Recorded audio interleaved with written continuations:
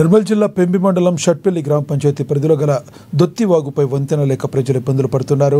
అత్యవసరమైతే తప్ప ప్రాణాలు అరచేతిలో పెట్టుకుని పడవ ప్రయాణం చేయాల్సి వస్తుంది. వర్షాకాలంలో 12 గ్రామాలకు రాకపోకలు నిలిచిపోతాయి. నిత్యావసర సరుకులు తీసుకెళ్దామన్న ఇబ్బంది. ఆదివాసీ గ్రామాల నుండి గర్భవతులను ప్రసూతి కొరకై తీసుకొస్తున్నప్పుడు ఎందరో ప్రాణాలు కోల్పోయారని ఆదివాసీ నిర్మల్ జిల్లా సంఘం జిల్లా కార్యదర్శి షిడాన్ శంభు తెలిపారు.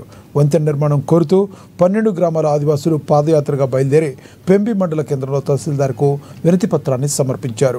స్వతంత్రం వచ్చిన 78 సంవత్సరాలు గడిచిన ఆదివాసీల బతుకుల్లో మాత్రం మార్పు రావడం లేదన్నారు.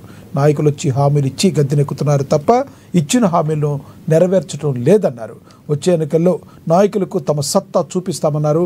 వెంటనే దొత్తివాగిపై వంతెన నిర్మాణాలు పనులు ప్రారంభించకపోతే జిల్లా కలెక్టరేట్ను ముట్టడిస్తామని హెచ్చరించారు.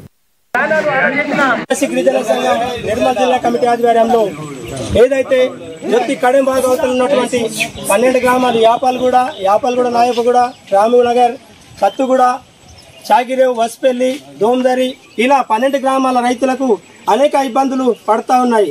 మన ఆదివాసీ సమస్యలు ఎక్కడ వేసిన గొంగడి అక్కడనే ఉన్నాయి. ప్రభుత్వం మనకు భారతదేశ స్వతంత్రం వచ్చి 70 ఏళ్ళు గడుస్తున్నప్పటికీ మరి ఆదివాసీ గ్రామాలలో మౌలిక సదుపాయాలు లేక వెనుకబడి ఉన్నాయి. అదే సందర్భంలో ఇది బిడుజు నిర్మాణ పాదయాత్ర చేస్తున్నాం.